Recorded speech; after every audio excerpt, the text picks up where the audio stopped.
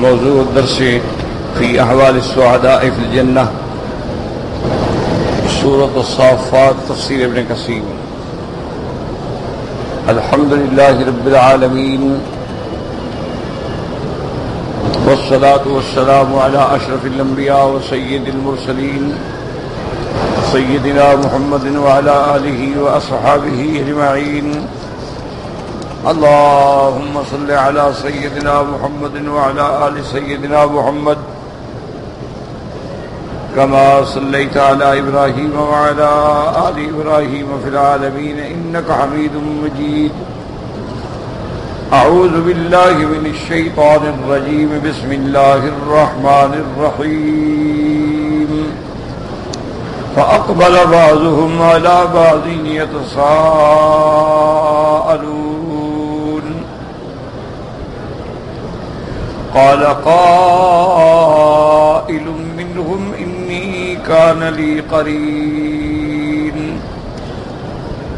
يقول أئنك لمن المصدقين أئذا متنا وكنا ترابا وإذا من أئنا لمدينون. قال هل أنتم مطلعون؟ فاطلع فرآه في سواء الجحيم. قال تالله إن كدت لتردين ولولا نعمة ربي لكنت من المحضرين. أفما نحن بميتين إلا موتتنا الأولى وما نحن بمعذبين. إن هذا لهو الفوز العظيم لمثل هذا فليعمل العاملون. اللہ تبارک و تعالی نے کلام مقدس کی سورت مبارکہ سورت الصافات میں جیسا آپ نے الحمدللہ تلاوت کیا ہے کہ اللہ نے سب سے پہلے مسئلہ الوہیت مسئلہ توحید کا ارشاد فرمایا تھا. اللہ نے صف باندھنے والوں کا صف باندھنا،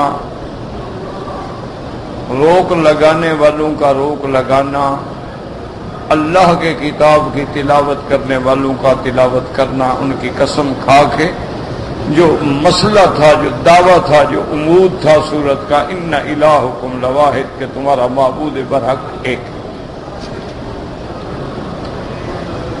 اور معبود برحق کی یہ شان ہے کہ رب السماوات والارض وما بینہما ورب المشارق، وہ آسمانوں اور زمینوں کے پیدا کرنے والا اور جو کچھ ان کے درمیان میں ہے، اور وہی مشارق کے پیدا کرنے والا ہے. پھر اللہ نے اپنی کمال قدرت پر دلائل دیے کہ انا زینا السماء الدنیا بزینۃ الکواکب، کہ ہم نے زینت بخشی ہے آسمان دنیا کو ستاروں سے، اور ان کو ذریعہ بنایا ہے حفاظت کا ہر شیطان سرکش سے. لا يسمعون الى الملأ الاعلى، تاکہ وہ نہ سن سکے ملائے اعلیٰ میں ملائکہ کی باتیں. وَيُقْذَفُونَ مِنْ كُلِّ جانب، اور ان کو ہر طرف سے مار پڑتی ہے. دُحُورًا، ان کو رجم کیا جاتا ہے. وَلَهُمْ عَذَابٌ وَاصِبٌ، اور ان کے لیے عذاب ہوگا دائمی. إِلَّا مَنْ خَطِفَ الْخَطْفَةَ، مگر ان میں سے اگر کوئی چوری سے بات لے کے اچک کے جاتا ہے، فَأَتْبَعَهُ شِهَابٌ ثَاقِبٌ، پھر اس کے پیچھے لگ جاتا ہے شعلہ چمکتا ہوا. فَاسْتَفْتِهِمْ، اللہ نے فرمایا میرے محبوب آپ ان سے پوچھیں جو انکار کرتے ہیں قیامت کا، اہم اشد خلقا ام من خلقنا، کیا یہ ان کا بنانا زیادہ مشکل ہے یا جو چیزیں ہم نے پیدا کی ہیں یہ ہیں کیا؟ انا خلقناہم من طین لازب، ہم نے ان کو پیدا کیا ہے چپکتے ہوئے گارے سے، ایک حقیر چیز سے ہم نے ان کو بنایا ہے. بل عجبتا، اور آپ کو تو دلائل پہ تعجب ہوتا ہے کہ اتنی واضح بات ان کو نظر کیوں نہیں آتی، اتنی روشنی میں ان کو راستہ نظر کیوں نہیں آتا. لیکن وَيَسْخَرُونَ، اور یہ بدبخت مذاق اڑاتے ہیں. وَإِذَا ذُكِّرُوا لَا يَذْكُرُونَ، اور جب ان کو نصیحت کی جاتی ہے نصیحت قبول نہیں کرتے. وَإِذَا رَأَوْا آیَةً، اور جب یہ کوئی معجزہ دیکھتے ہیں يَسْتَسْخِرُونَ، مذاق بناتے ہیں. وَقَالُوا إِنْ هَذَا إِلَّا سِحْرٌ مُبِينٌ، اور بجائے انبیاء پر ایمان لانے کے کہتے ہیں یہ تو کھلا ہوا جادو ہے، یعنی معجزہ ماننے کے بجائے اس کو جادو قرار دیتے ہیں. اور پھر اعتراض کے طور پہ کہتے ہیں کہ اذا متنا وکنا ترابا وعظاما، جب ہم مر گئے، مٹی ہو گئے، ہڈیاں ہو گئے، انا لمبعوثون، کیا ہم دوبارہ اٹھائے جائیں گے؟ اب آباؤنا الاولون، کیا ہمارے پہلے باپ دادا جو مر گئے ان کو بھی دوبارہ اٹھایا جائے گا؟ اللہ تبارک و تعالیٰ نے فرمایا کہ میرے محبوب آپ ان کو جواب دیں، کل نعم، ہاں اٹھائے جاؤ گے. وَأَنْتُمْ دَاخِرُونَ، اور اس حال میں اٹھائے جاؤ گے کہ ذلیل و حقیر ہو کے تم اللہ کی دربار میں آؤ گے. فَإِنَّمَا هِيَ زَجْرَةٌ وَاحِدَةٌ، جس کو تم مشکل سمجھتے ہو وہ تو محض ایک آواز ہے، ایک جھڑک ہے. فَإِذَا هُمْ يَنظُرُونَ، پھر یہ کھڑے ہوں گے، قبروں سے نکل کے دیکھتے ہوں گے، اور پھر یہ اس وقت ندامت کا اظہار کریں گے، افسوس کریں گے، لیکن وقت گزر چکا ہوگا. وَقَالُوا يَا وَيْلَنَا هَذَا يَوْمُ الدِّينِ، کہیں گے ہے یہ ہلاکت ہمارے لیے، یہ ہے جزا کا دن. هَذَا يَوْمُ الْفَصْلِ، کہا جائے گا پھر ان کو هَذَا يَوْمُ الْفَصْلِ الَّذِي كُنْتُمْ بِهِ تُكَذِّبُونَ، یہی وہ دن ہے جس میں اللہ نے فیصلہ کرنا ہے مومن و کافر کے درمیان میں، حق و باطل کے درمیان میں. اور اللہ تبارک و تعالی نے فرمایا یہ وہی دن ہے کہ جس کا تم تکذیب کرتے تھے اور جھٹلاتے تھے. اللہ حکم دیں گے احشروا الذین ظلموا وازواجہم وما کانوا یعبدون من دون اللہ، اب ان کو اٹھاؤ اور ان کو اکٹھا کر دو، جمع کر دو ان کے ہم شکل. کیا مانا؟ کافر کافر کے ساتھ، یہودی یہودی کے ساتھ، نصرانی نصرانی کے ساتھ، مجوسی مجوسی کے ساتھ. وما کانوا یعبدون من دون اللہ، اور اللہ کے سوا جو انہوں نے خدا بنا رکھے تھے، حاجت روا بنا رکھے تھے، ان کو بھی ان کے ساتھ کھڑا کرو. اور اس کے بعد حکم دیا جائے گا فاہدوہم الی صراط الجحیم، ان کو لے جاؤ جہنم کی طرف. وقفوہم، اور ان کو روکو، انہم مسئولون، ان سے حساب ہوگا، سوال و جواب ہوگا. ما لکم لا تناصرون بل ہم اليوم مستسلمون، اور ان کو ملائکہ کہیں گے کیا ہو گیا ہے تم کو؟ ما لکم لا تناصرون، آج کون کیوں نہیں تمہاری مدد کی جاتی؟ جن کو تم مددگار سمجھتے تھے، جن کو تم اپنا حاجت روا اور شفیع سمجھتے تھے، وہ کہاں ہیں؟ بل ہم اليوم مستسلمون، بلکہ اس دن تو اپنے آپ کو اللہ کے آگے منقاد کر کے پیش کریں گے کہ مولا ہم تو تیری اطاعت کرنے والے ہیں. وَأَقْبَلَ بَعْضُهُمْ عَلَىٰ بَعْضٍ يَتَسَاءَلُونَ، اب اللہ نے فرمایا کہ جب وہ جہنم میں آئیں گے آپس میں پھر ایک دوسرے سے سوال کریں گے اور جھگڑیں گے. قالوا انکم کنتم تأتوننا عن الیمین، جو کمزور ہیں وہ بڑوں سے کہیں گے کہ تم لوگوں نے ہمیں قوت و طاقت سے کفر پہ مجبور کیا، تم لوگوں نے ہمیں اسلام سے روکا. قالوا بل لم تکونوا مؤمنین، بل بڑے جو ہیں وہ ان کو رد کریں گے، وہ کہیں گے بدبختو تم خود ہی ایمان لانے والوں میں نہیں تھے. وما کان لنا علیکم من سلطان، ہمارا تم پہ کیا غلبہ تھا؟ بل کنتم قوما طاغین، تم خود ہی ایک سرکش قوم تھے. فحق علینا قول ربنا، اللہ کا فیصلہ جو ہے وہ حق ثابت ہو گیا. انا لذائقون، ہم نے عذاب چکھنا ہے. فاغویناکم انا کنا غاوین، اگر ہم نے تم کو گمراہ کیا تو ہم بھی تو گمراہ ہیں، ہم بھی تو بھٹکے ہوئے ہیں. فانہم یومئذ فی العذاب مشترکون، اللہ فرماتی ہیں پھر بڑے ہیں اور چھوٹے ہیں، سردار ہیں یا ان کے مزدور ہیں، ان کے بڑے بڑے احبار ہیں یا ان کے اتباع کرنے والے ہیں، ان کے بڑے بڑے گرو پنڈت ہیں یا ان کے ماننے والے ہیں، سب عذاب میں اکٹھے ہوں گے. انا کذالک نفعل بالمجرمین، اور اسی طرح ہم ہر مجرم کے ساتھ کرتے ہیں، اس کو سزا دیتے ہیں. ان کا اس سے بڑا جرم کیا ہوگا کہ جب دنیا میں ان کو توحید کے لیے بلایا جاتا تھا، انہم کانوا اذا قیل لہم لا الہ الا اللہ یستکبرون، جب ان کو کہا جاتا کہ توحید کا اقرار کرو، کوئی معبود برحق نہیں مگر اللہ، تو یہ تکبر کرتے تھے. وَيَقُولُونَ أَإِنَّا لَتَارِكُو آلِهَتِنَا لِشَاعِرٍ مَجْنُونٍ، اور کہتے تھے کہ کیا ہم اپنے خداؤں کو چھوڑ دیں، ہم اپنے آلہہ کو چھوڑ دیں ایک شاعر کی بات پہ، بلکہ ایک دیوانے کی بات پہ. یعنی وہ انبیاء کو کبھی شاعر کہتے تھے، کبھی دیوانہ کہتے تھے. بل جاء بالحق، اللہ نے فرمایا بدبختو نہ وہ شاعر ہے نہ دیوانہ ہے، بلکہ وہ حق لے کے آیا ہے، وہ دین لے کے آیا ہے، وہ اسلام لے کے آیا ہے. وصدق المرسلین، اور تمام انبیاء کی تصدیق کرنے والا ہے کہ تمام اللہ کے پیغمبر جو ہیں سچے ہیں۔ انکم لذائق العذاب العلیم، لیکن تم لوگوں نے دردناک عذاب چکھنا ہے اپنے کفر کی وجہ سے۔ وما تجزون الا ما کنتم تعملون، اور آج جو ہم آپ کو سزائیں دے رہے ہیں جہنم کی، یہ ایسے نہیں دے رہے، یہ تمہارے اعمال کی وجہ سے ہیں، یہ تمہارے عقائد باطلہ کی وجہ سے ہیں، یہ تمہارے کفر کی وجہ سے ہیں، یہ تمہارے شرک کی وجہ سے ہیں اور جرم کی وجہ سے۔ الا عباد اللہ المخلصین، ہاں مگر اللہ کے وہ بندے جن کو اللہ نے نجات دی ہے، جن کو اللہ نے اپنے لیے چن لیا ہے، ان کو اللہ عذاب سے بچا کے رحمت میں رکھیں گے۔ اولئک لہم رزق معلوم، ان کے لیے رزق معلوم یعنی جنت ان کو ملے گی۔ فواکہ وہم مکرمون، ان کو مختلف انواع و اشکال کے پھل دیے جائیں گے اور اس کے ساتھ ان کی تکریم کی جائے گی۔ فی جنات النعیم، وہ ہمیشہ رہنے والے باغوں میں ہوں گے۔ علی سرر متقابلین، وہ ایسی کرسیوں پہ ہوں گے، ایسے تخت پہ ہوں گے، ایک دوسرے کے آمنے سامنے ہوں گے، یعنی اتنے بڑے بڑے ان کے استقبالیہ حال ہوں گے کہ ان کو پشت نہیں دیکھنی پڑے گی۔ یطاف علیہم بکأس من معین، اور جنت کے غلمان اور خادم جو ہیں ان کے اوپر بھر بھر کے یعنی شراب جنت کے پیالے پھرتے ہوں گے، اور وہ شراب کیسی ہوگی؟ بیضاء لذۃ للشاربین، وہ بے اعتبار رنگ کے سفید ہوگی، بے اعتبار ذائقے لذت والی ہوگی پینے والوں کے لیے۔ لا فیہا غول، اس جنت کی شراب میں کوئی پیٹ کی بیماری نہیں ہوگی۔ ولا ہم عنہا ینزفون، اور نہ اس سے ان کی عقل ضائع ہوگی۔ اور اللہ نے فرمایا وہ جنت والے جب جنت میں ہوں گے، جب پھل ان پر چل رہے ہوں گے، جب شراب کے جام چل رہے ہوں گے، تو ہم ان کو وہاں کی عورتیں بھی عطا فرمائیں گے۔ وَعِندَهُمْ قَاصِرَاتُ الطَّرْفِ عِین، ان کو ہم ایسی بیویاں دیں گے جن کی نظریں ماں سوائے خامند کے کبھی کسی کے لیے نہیں اٹھیں گی، اور وہ بڑی بڑی خوبصورت آنکھوں والی ہوں گی، اور وہ ایسے محفوظ ہوں گی كَأَنَّهُنَّ بَيْضٌ مَكْنُونٌ، کہ جیسے انڈے کی سفیدی خول میں محفوظ ہوتی ہے کہ اس کو کسی نے ہاتھ نہیں لگایا ہوتا ہے۔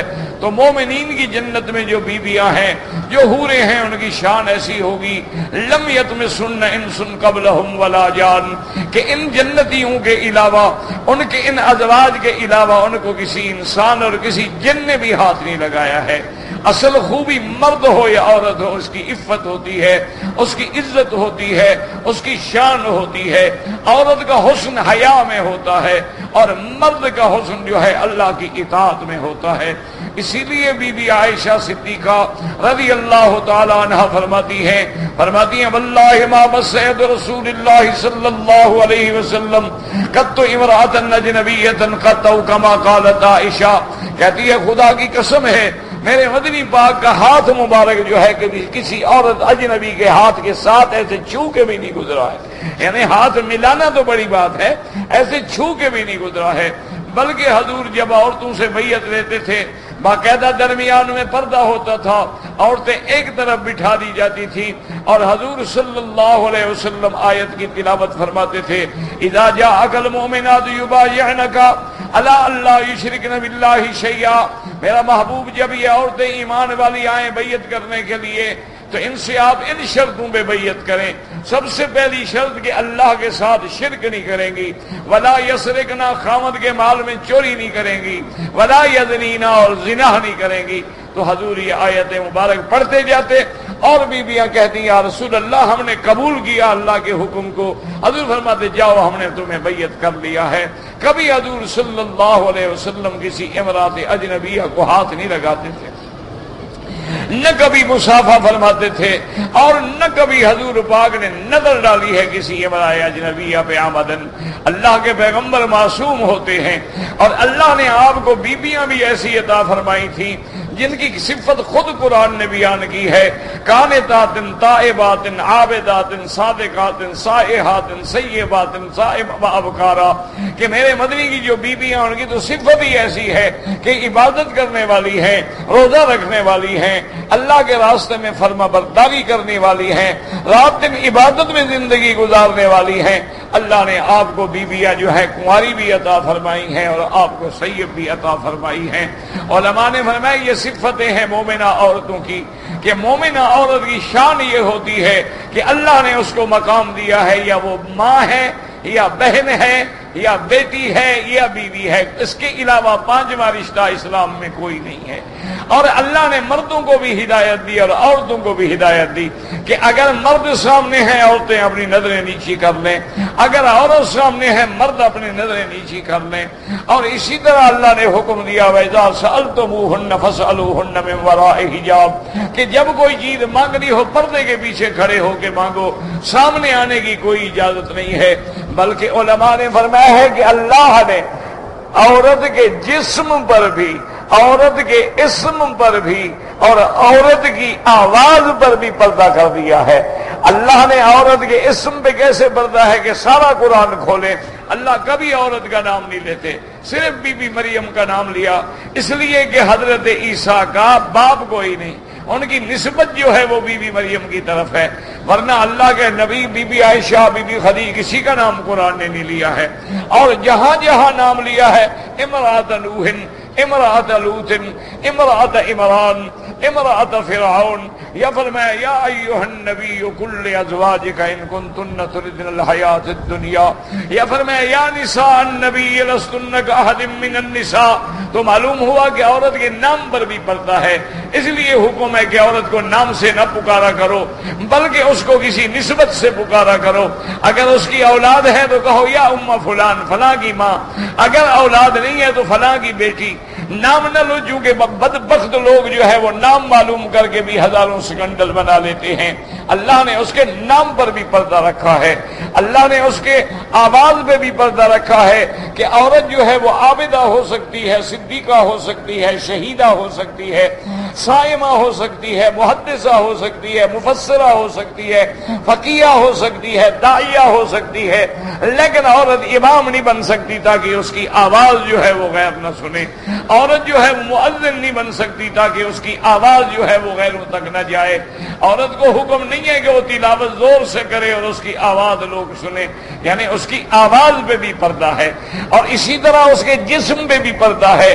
اللہ نے فرمایا کہ مردوں کے لیے افضل یہ ہے کہ وہ اول صفوں میں نماز پڑھیں، اور عورتوں کے لیے افضل یہ ہے کہ وہ آخری صفوں میں نماز پڑھیں، تاکہ اس کی موومنٹ پہ کسی مرد کی نظر ہی نہ پڑے کہ اس کو دیکھے کہ کیسے کھڑی ہے، کیسے رکوع میں ہے، کیسے سجدے میں ہے، اس کا بدن کیسے ہے، اس کا قد کیسے ہے، اس کے حرکات کیسے ہیں، اس کی باڈی لینگویج کیسی، تو پھر تو پردہ ختم ہو گیا۔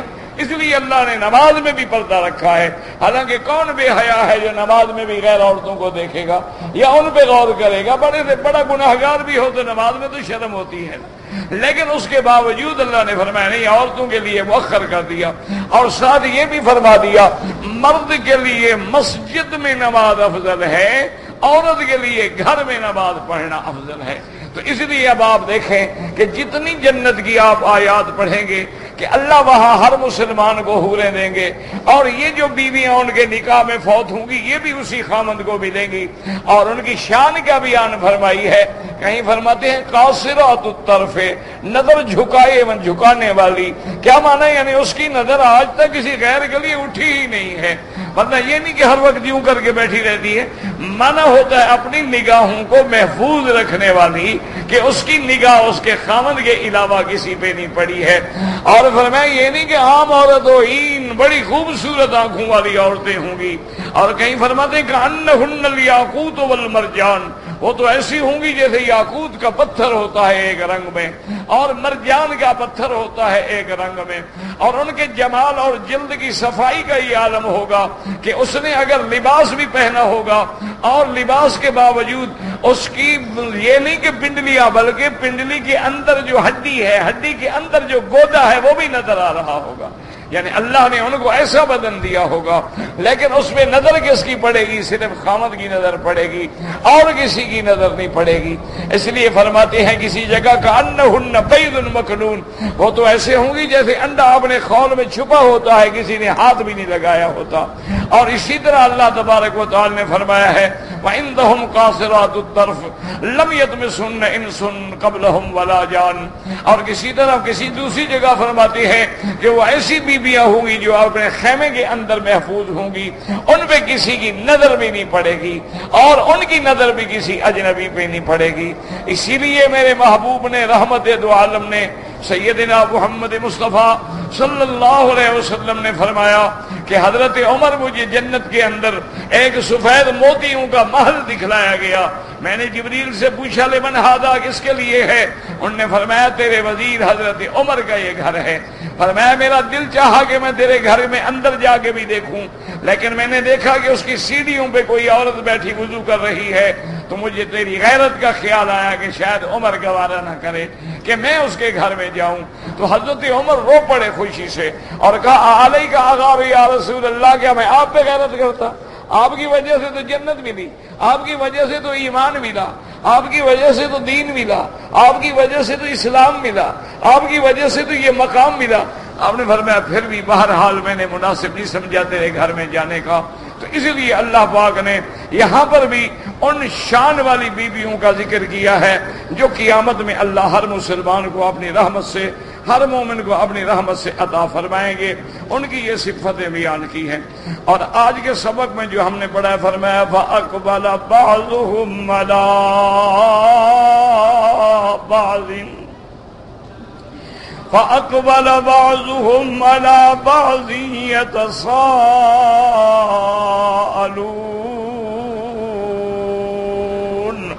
اب اللہ فرماتی ہے کہ مومن جب جنت میں ہوں گے، جب جنت کے باغوں میں ہوں گے، جب تختوں پہ ہوں گے، جب آپس میں مل بیٹھیں گے تو ایک دوسرے سے سوال کریں گے، ایک دوسرے سے احوال پوچھیں گے، ایک دوسرے سے گزر بسر کے واقعات پوچھیں گے۔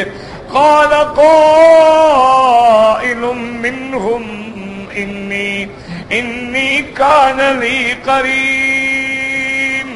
ان جنتیوں میں ایک آدمی کہے گا میرے دوستو، میرا ایک دوست تھا دنیا میں، میرا ایک دوست تھا دنیا میں، اور وہ مجھے ہمیشہ منع کرتا تھا، اسلام لانے سے روکتا تھا، یعنی کافر تھا۔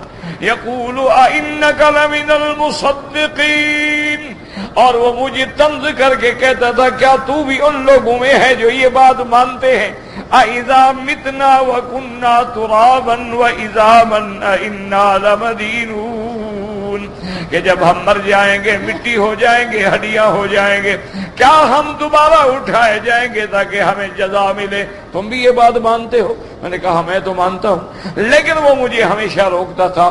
بعض علماء نے، سیوطی رحمت اللہ علیہ نے بھی ایک واقعہ لکھا ہے، انہوں نے کہا کہ دو دوست تھے،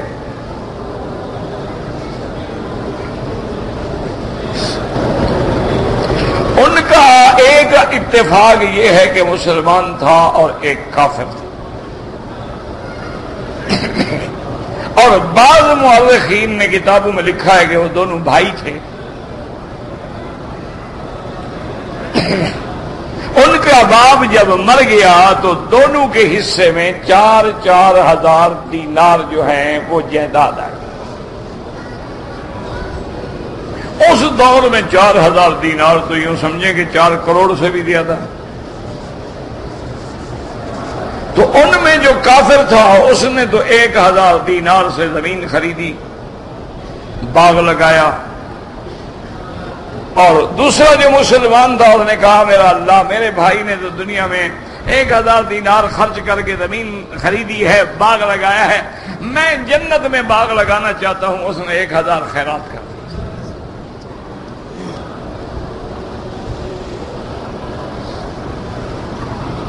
اب دوسرے بھائی جو کافر تھا جب گھر بن گیا، باغ لگ گیا، پیسہ آ جائے تو پھر اس نے 1,000 دینار خرچ کر کے بڑے اعلیٰ گھر سے بڑی خوبصورت لڑکی سے شادی کی۔ جب اس کو پتہ لگا کہ میرے بھائی نے شادی کی ہے، اسے کہا اللہ، میرے بھائی نے تو 1,000 دینار لڑکی پہ خرچ کر دیا، میں 1,000 دینار اس لیے خرچ کرتا ہوں کہ مجھے جنت میں حور عین عطا فرمانا۔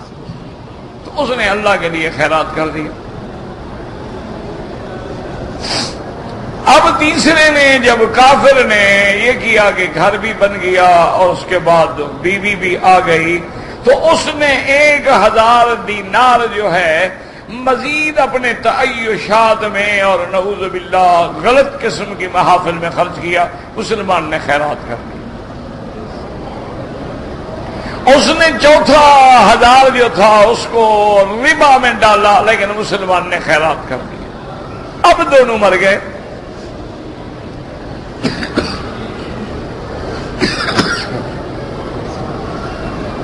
تو مومن جب جنت میں آیا اور دوستیوں سے ملا، کہنے لگا یار وہ میرا بھائی تھا جو مجھے بھی ہمیشہ گمراہ کرتا تھا، اور اس نے 1000 دینار جو تھے ایسے خرچ کر دیے تھے، میں نے تو اللہ کے لیے خرچ کیا، اللہ نے مجھے تو بدلہ دے دیا، میں تو جنت میں آ گیا، مجھے تو حوریں بھی مل گئیں، جنت بھی مل گئی، جنت کے باغ بھی مل گئے، لیکن اس کا تو ہم پتہ کریں گے میرا وہ بھائی اور دوست کہاں ہے۔ اور بعد میں کہا کہ بھائی نہیں وہ دوست ہے۔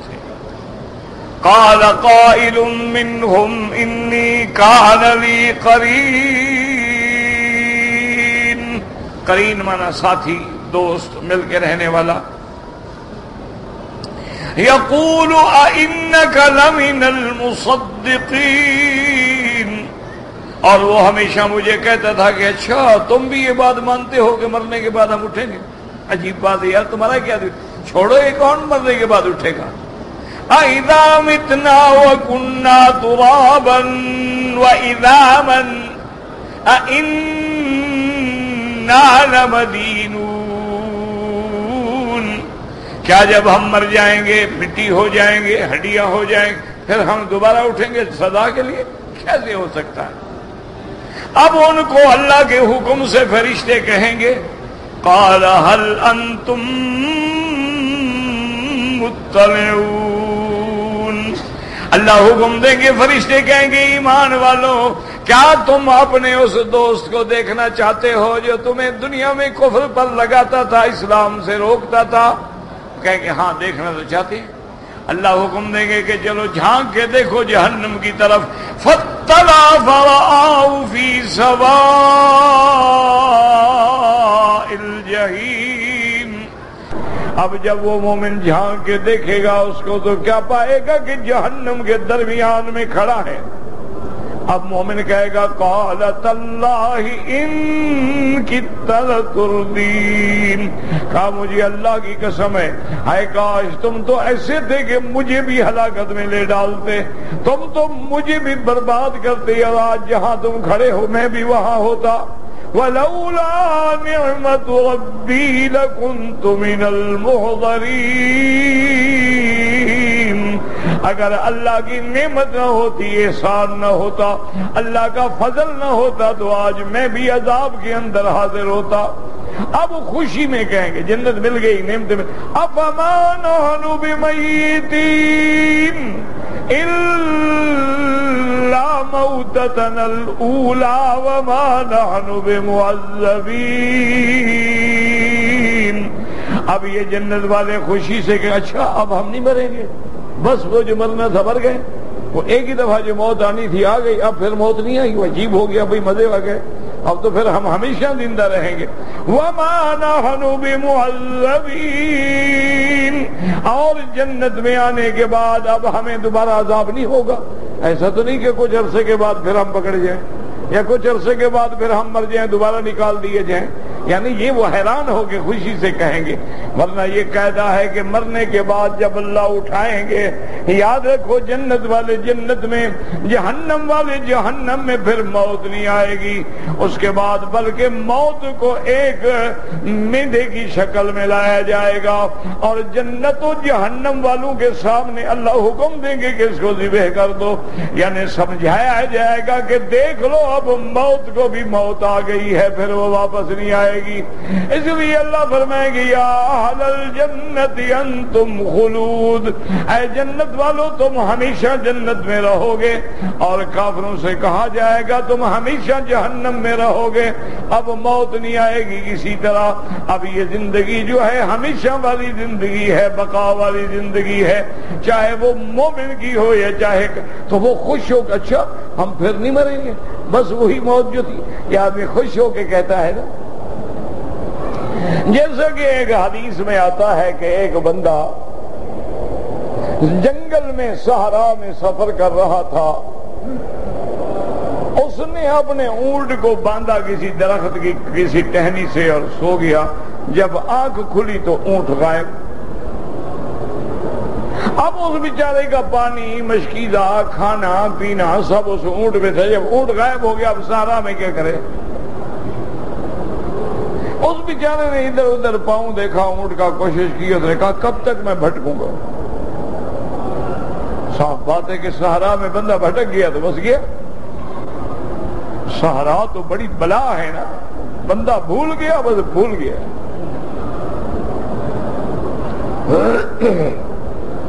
اب وہ مایوس ہو کر اس نے سوچا کہ بس اب مرنا ہے تو چلو بس اسی درخت کے نیچے سو جاتا ہوں، جیسی چھوٹی موٹی سایہ کچھ تو ہے، بہرحال اب مرنا ہی ہے نا۔ اللہ دعا کریں اللہ ہم سب کو بھی جنت الفردوس نصیب فرما دے۔ میرا مولا بغیر حساب کے اور بغیر کسی مناقشے کے اپنی رحمت سے عطا فرما دے۔ ہم حساب کے قابل نہیں ہیں کہ ہم حساب دے سکیں۔ یا رب کل شیء بقدرتک علی کل شیء فاغفر لنا کل شیء حتی لا تسألنا عن شیء۔ میرا اللہ تو کریم ہے، کسی چیز کے پوچھے بغیر بھی تو جنت دے سکتا ہے۔ آگے اللہ فرماتے ہیں ان ھذا لہو الفوز العظیم لمثل ھذا فلیعمل العاملون۔ اسی جنت، ایسی کامیابی کے لیے محنت کرنے والوں کو محنت کرنی چاہیے کہ بھی اصل کامیابی جو ہے وہ جنت ہے، اصل کامیابی جو ہے وہ موت علی الایمان ہے، اصل کامیابی جو ہے خاتمہ خیر ہے۔ اس کے لیے کوشش کریں، اس کے لیے جد و جہد کریں، اپنے عقیدوں کی اصلاح کریں، اپنے اعمال کی اصلاح کریں، فرائض اللہ کی پابندی کریں، محرمات سے بچنے کی کوشش کریں۔ واللہ اعلم۔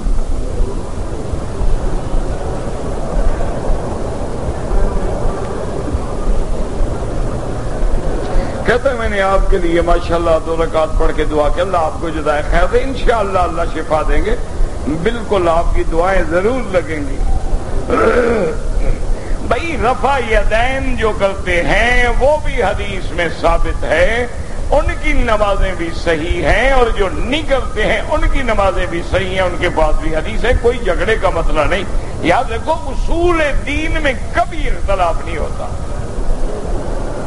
ایک بات ہمیشہ یاد، حضرت نوح علیہ السلام سے لے کر میرے مدنی محمد مصطفیٰ تک جو اصول ہے اس میں کبھی اختلاف، لیکن فروع میں ہمیشہ اختلاف آیا، انبیاء کی شریعتوں میں بھی اختلاف آیا۔ بعض انبیاء کے نزدیک 3 نمازیں ہیں، بعض انبیاء کے نزدیک 5 نمازیں ہیں، بعض کے نزدیک 10 روزے ہیں، بعض کے نزدیک 20 روزے ہیں۔ اچھا، بعض کے نزدیک کپڑا پاک ہی نہیں ہوتا تھا جب تک کینچی سے کاٹ نہ دو، غنیمت کا مال حلال ہی نہیں ہوتا تھا، خیرات کر کے اوپر ٹیلے پہ رکھ دو، آگ کھا جائے تو قبول ہے، نہ کھائے تو مردود ہے۔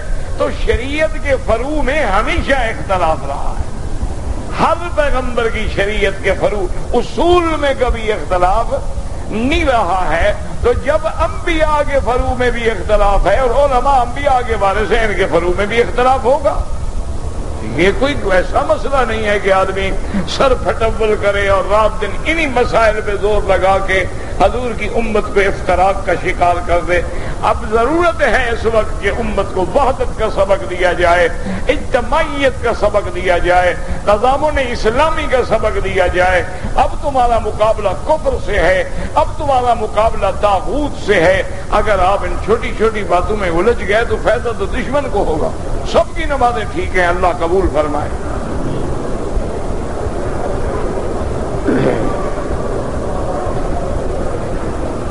ہماری بہن 26 سال کی ہیں، 2 بچے ہیں، کینسر ہے، اللہ قادر ہے، اللہ شفا عطا فرمائے۔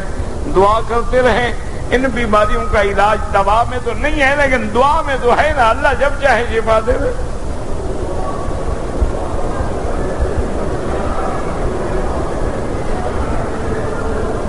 ہمارے بعض ساتھی جو ہیں وہ انڈیا کی جیل میں ہیں بلا گناہ، اللہ ان کی مدد فرمائے، اور ہر وہ مسلمان جس ملک میں ہے، جس ملک کی جیل میں ہے، بے گناہ ہے، اللہ اس پہ رحم فرمائے۔ اللہ اس کو قید سے رہائی عطا فرمائے، اللہ اس کی مشکلات حل فرمائے، ان کی نصرت فرمائے اور مدد فرمائے۔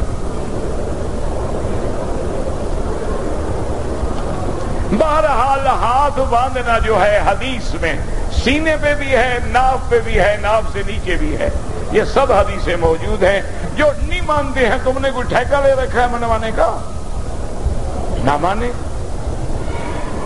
تم نے اپنا اطمینان کرنا ہے۔ کوئی حدیث کی کتاب اٹھا کے کتاب الصلاۃ پڑھ لو،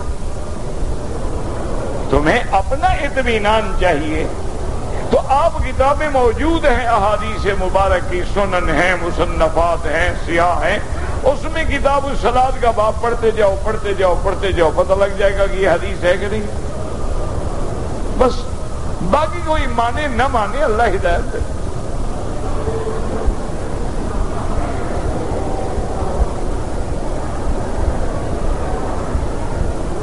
صحابہ کا قول ہمارے لیے حجت نہیں ہے، نہ ہو تمہارے لیے، ہمارے لیے تو ہے۔ حضور نے فرمایا ہے علیکم سنتی و سنت الخلفاء الراشدین، یہ کس کا فرمان ہے کہ میری سنت اور میرے خلفاء۔ خلفاء کون ہے؟ صحابہ ہیں۔ بھائی جب صحابہ کی نہ مانے تو ہم مولویوں کی کیا طاقت ہے بتا؟ ایک آدمی صحابہ کو بھی نہ مانے تو پھر اس کے سامنے ایک مولوی سے بیچارے کی کیا حیثیت؟ اللہ سے دعا کرو اللہ ہدایت دے۔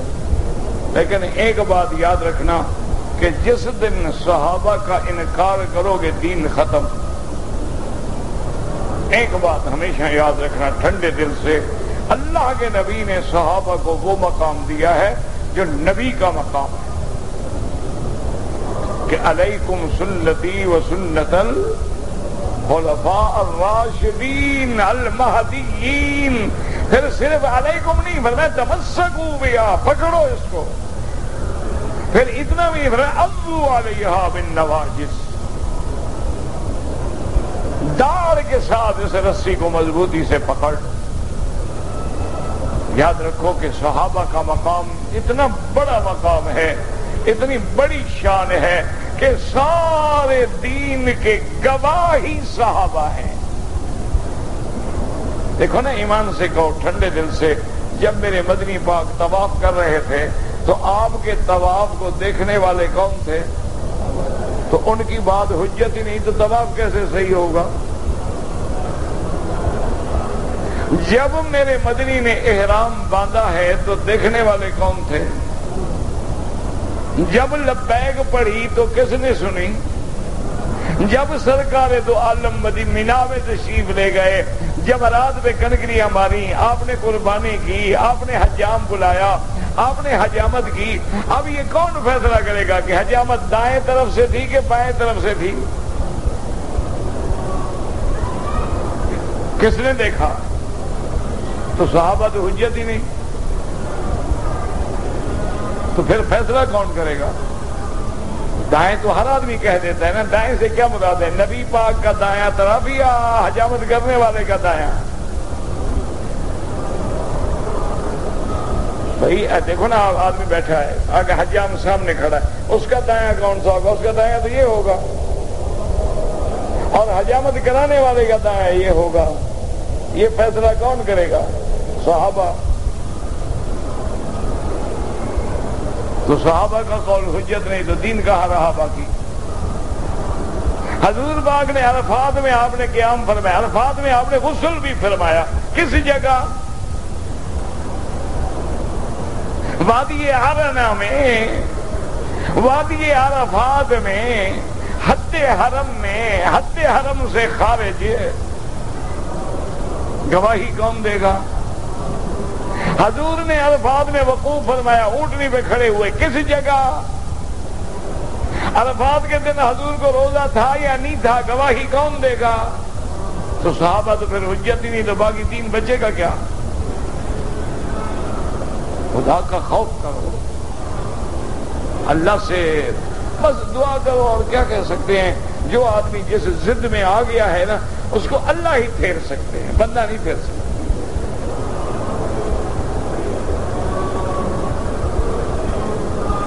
انسانوں کا حساب کتاب تو زمین پہ ہوگا، پھر زمین پر حساب کتاب کے بعد آسمانوں پہ کیسے جائیں گے؟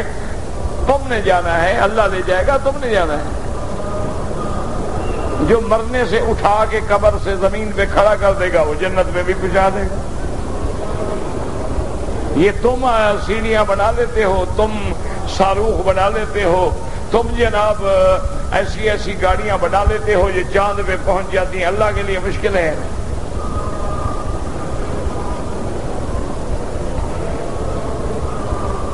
کہتے جی کہ حشر کے روز سورج ایک بارش کا بھائی سورج قریب ہوگا۔ اب اللہ عالم میل کا لفظ آتا ہے حدیث میں، میل سے مراد ایک میل بھی ہے، میل سے مراد آنکھ میں سرما ڈالنے والی وہ سلائی بھی ہے۔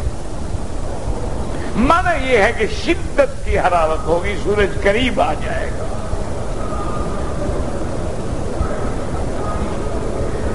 ہم جہاں کمپنی میں کام کرتے ہیں وہاں کچھ ہندو ہیں وہ بھی کام کرتے ہیں، وہ ہمارے ساتھ کھانا کھا سکتے ہیں؟ بالکل کھا سکتے ہیں، کیوں نہیں کھا سکتے؟ یہ کہاں لکھا ہے کہ کافروں کو اس بلکہ کھانا کھلائیں، ان کو کھلایا کرو، ان کو دین اسلام کا اخلاق سکھاؤ، ان کو وسعت اخلاق سکھاؤ۔ یہ نہ ہو کہ وہ کافر ہو کے نماز نہیں پڑھتا تو مسلمان ہو کے نماز نہ پڑھو، کہ گئے تو برادری ہے ہماری، فرق کیا ہے بھائی؟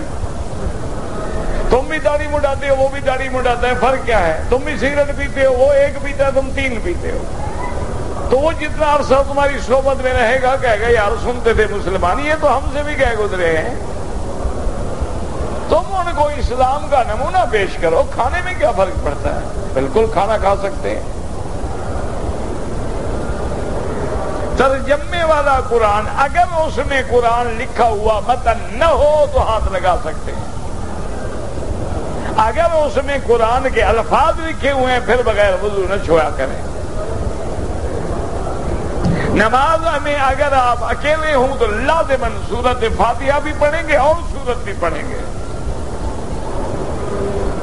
یعنی قرآن کو معنی کے ساتھ سمجھنا چاہیے، یہ نہیں کہ ثواب نہیں ملے گا۔ تلاوت الگ ہے، تعلیم کتاب الگ ہے۔ فَيَتْلُو عَلَيْهِمْ آيَاتِهِ وَيُعَلِّمُهُمُ الْكِتَابَ وَالْحِكْمَةَ وَيُزَكِّيهِمْ۔ کہتے ہیں کہ مرنے کے بعد جب ہم اٹھیں گے تو زبان عربی ہوگی انشاءاللہ، قبر سے عربی شروع ہو جائے گی۔ من ربک ما دینک ما تقول فی حق ھذا الرجل، یہ تو عربی میں ہے نا۔ کہتے جی کہ یہاں کچھ لوگ ہیں وہ صرف حنفیوں کی مخالفت کرتے ہیں، نہ وہ قادیانیوں کی مخالفت کرتے ہیں، نہ وہ شیعہ کی مخالفت کرتے ہیں، اور نہ وہ بریلویوں کی مخالفت کرتے ہیں، نہ مبتدیہ، صرف حنفیوں کے ساتھ ان کو بغض ہے۔ اس کی کیا وجہ؟ اللہ ہدایت دے۔ اصل میں علمی کام بھی حنفیوں نے کیا ہے، جو کام کرے گا اسی کو پتھر لگیں گے نا۔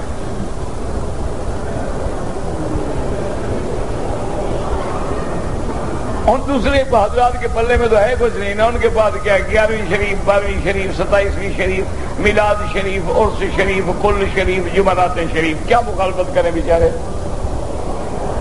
کوئی مسئلہ ہو، کوئی کتاب ہو، کوئی علم ہو تو علمی کام جو کرے گا اس پہ بحث ہوگی۔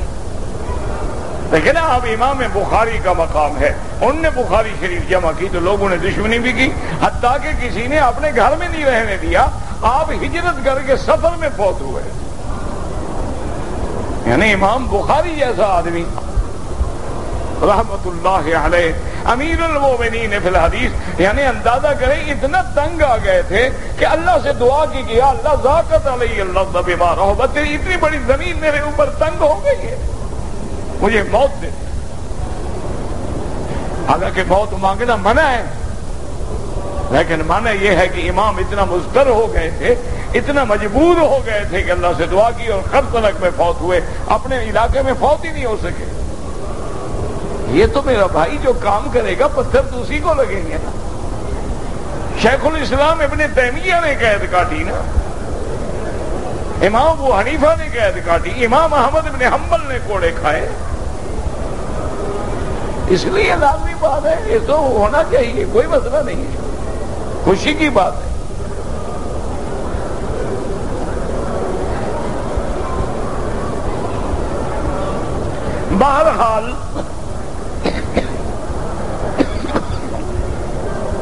مسئلہ یہ ہے کہ جب مسجد میں آئیں تکبیر ہو رہی ہے کوئی سنت نہ پڑھے جماعت میں مل جائے، یا جماعت کھڑی ہے جماعت میں مل جائے سنت نہ پڑھے۔ ایک ہے کہ آپ سنت پہلے سے پڑھ رہے تھے بعد میں تکبیر ہوئی، بات کو سمجھیں۔ اذا اقیمت الصلاۃ فلا صلاۃ الا الصلاۃ المکتوبۃ، جب نماز کھڑی ہو جائے اقامہ ہو جائے تو اب اور کوئی نماز نہیں مگر وہی نماز، تو فلاح ہے یعنی اس کے بعد، آپ تو پہلے شروع کر چکے تھے۔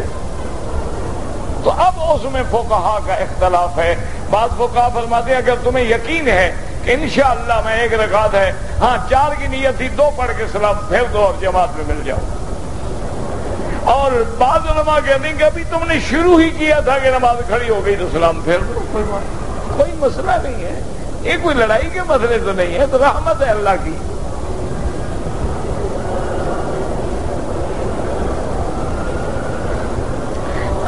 کہتا جی کہ اگر ایک کافر ہے مشرک ہے ہمارے پیسے کھا گیا تو قیامت میں اس سے ہمیں حق دلایا جائے گا؟ بالکل دلایا جائے گا۔ کیسے کہ آپ کے گناہ اس پہ رکھ دیں گے۔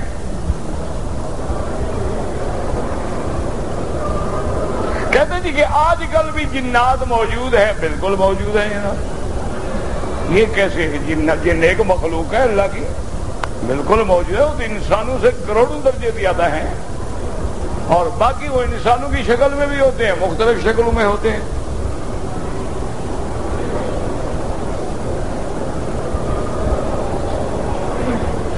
کہتے جی کھانا کھانے کے بعد برتن میں ہاتھ دھو لیں، تمہاری مرضی، برتن میں دھو لو یا جا کے تم حمام میں دھو لو، جہاں مرضی ہے۔ بہرحال قرآن پاک کا ادب یہ ہے کہ بغیر وضو ہاتھ نہ لگائیں۔ پیر پرستی تو بدعت ہے، یعنی پیر کی مانے اور خدا کی نہ مانے شرک ہے، پیر کی مانے اور نبی کی نہ مانے بدعت میں پڑ گیا۔ باقی پیر اگر سنت کے مطابق ہے، قرآن کے تابع ہے تو کوئی بات نہیں۔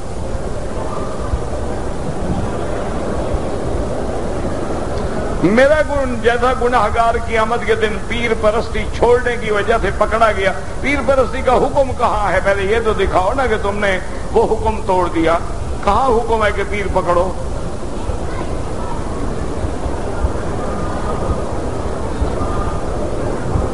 میرا تعلق جس گھرانے سے ہے وہ کئی پشتوں سے تینوں کے ماننے والے ہیں، ان کے خلاف بات کروں تو والد ناراض ہو جاتے ہیں۔ ہو جائے، اللہ کی توحید کے لیے سارا خاندان ناراض، حضور سے توحید کے لیے برادری ناراض نہیں ہوئی تو تمہاری برادری بھی ناراض ہوگی۔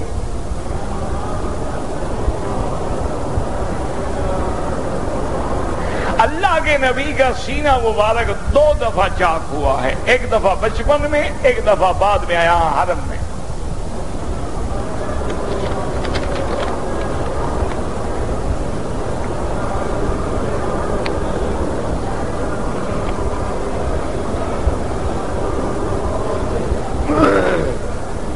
یہ عربی میں کسی نے حدیث مبارک لکھی ہے، اللہ طواف کے اندر اگر مجھے غلطی لگ جائے کہ 7 ہیں یا 8 تو جو تمہارا غالب گمان ہے اس پہ عمل کرو، 7 ہیں الحمدللہ بس، اگر 8 ہو گئے بس کوئی حرج نہیں، 7 تو ہو چکے ہیں، اگر 6 کا خیال ہے 1 چکر اور لگا لو، یہ فیصلہ تم نے کرنا ہے۔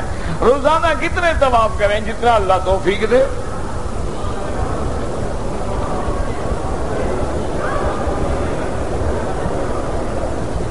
چاند کے اوپر کہتے ہیں مٹی ہے، اللہ کو میں تو گیا نہیں، جب جاؤں گا تو تمہیں خبر دوں گا انشاءاللہ۔ فی الحال میں نہیں گیا۔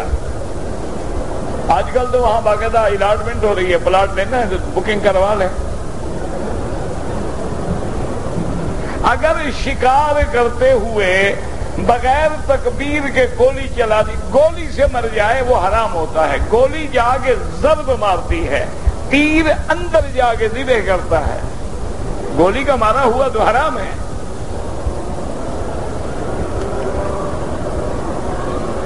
کتب کیا ہے اللہ عالم۔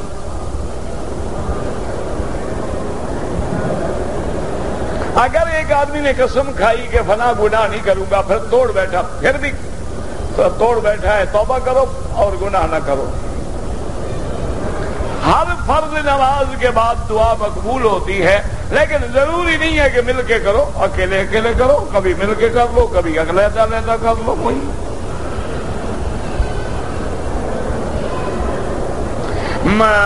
موبائل ٹیلی فون میں گھنٹی کی جگہ اگر ہم قرآن لگا دیں وہ بھی غلط ہے. ایک تو ہم نے قرآن کی قیمت رکھی گھنٹی، اور دوسرا یہ ہے کہ لیٹرین میں بیٹھے ہوں اور ٹیلی فون آ جائے، پھر وہ تو اور زیادہ گناہ ہے. گھنٹی رکھو، نہ قرآن رکھو، نہ میوزک رکھو.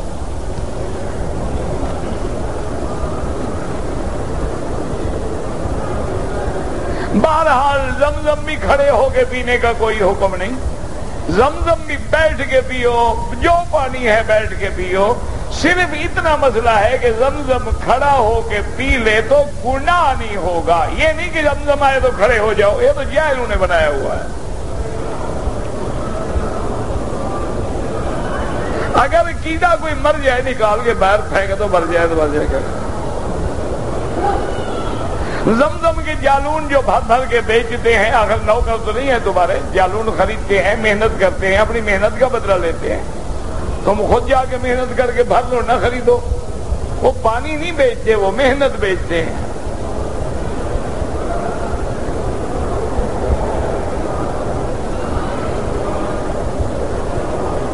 پہلے زمانے میں جو غلام تھے، حضرت یوسف علیہ السلام بھی تو غلام بن کے بکے تھے نا.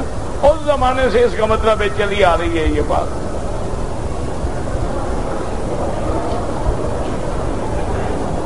امام مہدی کے بارے میں حضور پاک نے ارشاد فرمایا ہے، اور جو بات میرے مدنی پاک فرمائے ہمارا ایمان ہے کہ وہ اللہ کی وحی ہوتی ہے.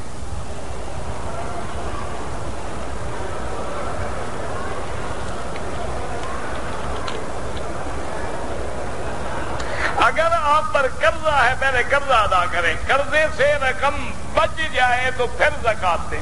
ہاں یہ کرو کہ تمہارے پاس 10 لاکھ ہے، میں نے 15 لاکھ قرضہ دینا ہے، اب 10 سال قرضہ بھی نہ دو، زکات بھی پی جاؤ، یہ نہیں، پھر زکات دینی پڑے گی.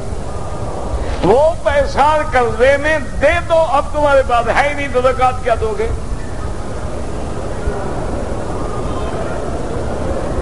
احرام پہ اگر بیلٹ باندھ لیں کہ احرام نہ گر جائے، بالکل جائز ہے. اگر ایک عورت نے پاکستان سے نیت کی ایام حیض میں، وہ اپنے ہوٹل میں رہے، جب پاک ہو جائے غسل کر کے عمرہ کرے، کہیں جانے کی ضرورت نہیں، نیت تو کر کے آ چکی ہے. وہ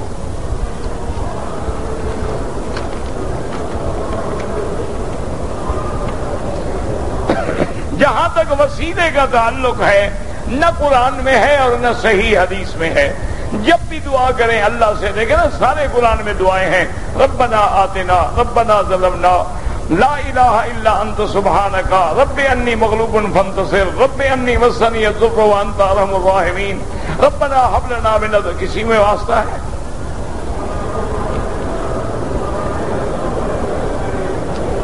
موسیٰ علیہ السلام نے قحط کے موقع پر حضور کے وسیلے سے دعا مانگی، بالکل جھوٹ ہے. موسیٰ خود نبی ہے، اولو العزم من الرسل ہے، اور وہ دعا مانگتے تو پھر ابا آدم کے واسطے سے کیوں نہیں مانگی، حضرت نوح کے واسطے سے کیوں نہیں مانگی؟ کوئی روایت نہیں، یہ لوگوں نے گھڑی ہوئی روایتیں ہیں.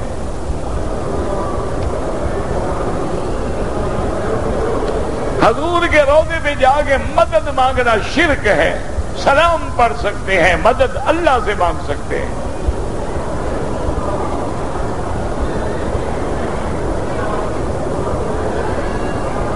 بہرحال حضور پر اعمال پیش کرنے کی روایت تو آتی ہے، حضور پر امت کو پیش کرنے کی کوئی روایت نہیں آتی.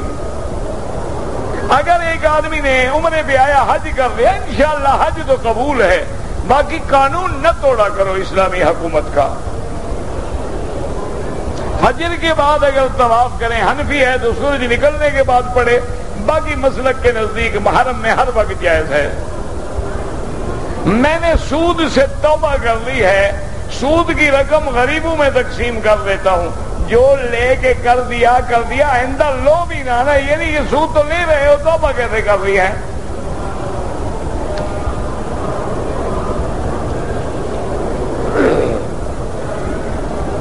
ہمارے عزیز فوت ہو گئے، بالکل آپ طواف کریں، ان کے لیے دعا کریں، اللہ ثواب دیں گے۔ ایک آدمی سے دوسرے آدمی نے 5000 ریال لیے کہ تمہیں حصہ مقرر نہیں کیا کہ چوتھا حصہ دوں گا، تو جب چوتھا حصہ ہے تو مقرر تو ہو گیا چوتھا حصہ۔ کہتے جی کہ بغیر بیوی کے سعودی عرب میں ہم کتنا عرصہ رہ سکتے ہیں؟ یہ تمہارے اور بیوی کے صبر پہ ہے، یہ تو ہر آدمی کے حالات الگ ہیں نا۔ ویسے حضرت عمر حکم دیتے 6 مہینے سے زیادہ علیحدہ نہ رہیں۔ جدے سے مکے آنے والے، بھائی جدہ ایک بہت بڑی جگہ ہے، اگر 78 کلومیٹر سفر بنتا ہے تو مسافر ہو، 78 کلومیٹر سے کم ہے تو مسافر نہیں ہو، یہ خود فیصلہ کرو۔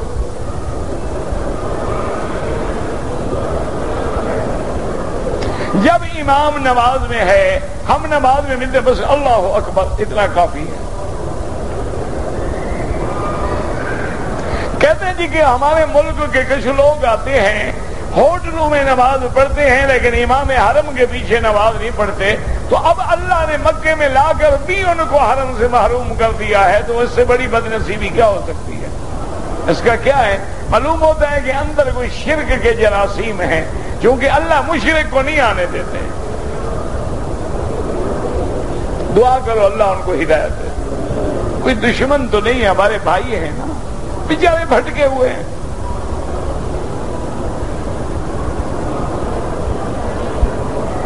ایک آدمی کو احتلام ہوا، اس کو پتہ بھی نہیں چلا، اس نے فجر کی نماز بھی پڑھ لی اور طواف بھی، نماز بھی لوٹاؤ طواف بھی لوٹاؤ۔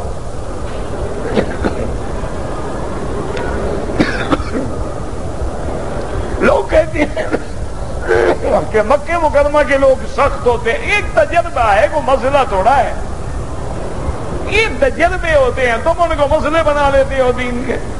یہ تو عام لوگوں کا تجربہ ہے، یار یہ اللہ کے گھر کے لوگ ہیں بڑے سخت ہیں، وہ بابا ادھر مدینہ منورہ میں نرم لوگ ہیں، تجربہ ہے، کوئی مسئلہ تھوڑا ہے۔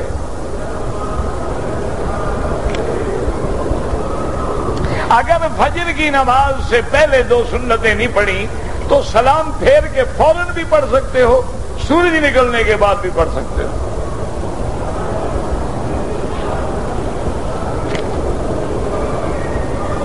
کہتے جی کہ بعض لوگ ٹانگیں اتنا زیادہ کھول دیتے ہیں کہ تکلیف ہوتی ہے، اللہ ہدایت دے، اور بعض اتنی ملا دیتے ہیں کہ تکلیف ہوتی ہے، دونوں اعتدال پہ رہو نا۔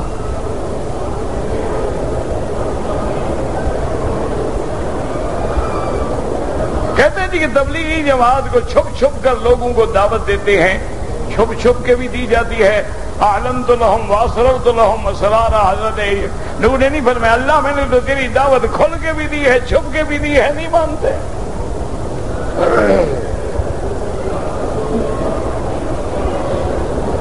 آپ ڈرائیور ہیں، مکہ جاتے ہیں، دمام جاتے ہیں، آپ کے لیے احرام باندھنا ضروری نہیں ہے۔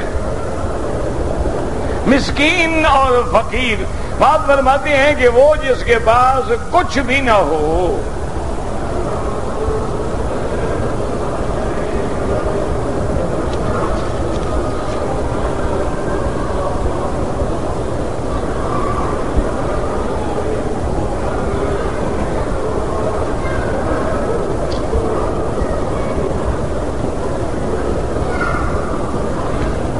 کسی کے بھائی یہ آپ کا ذاتی مسئلہ ہے، اس میں میں کیا کر سکتا؟ اگر آپ کے بھائی نے مکے میں رہتے ہوئے شادی کر لی ہے تو کیا جرم کیا ہے؟ نہ شادی کرنا جرم ہے، زنا کرنا تو ہوتا تو پھر تم نہ ناراض ہوتے، شادی کی ہے ایسے ہی ناراض ہو رہے ہو۔ عقل کرو، شادی کی ہے اچھا کیا۔ خودکشی والے کا جنازہ ہوگا، کافر تو نہیں ہے، گناہگار ہے۔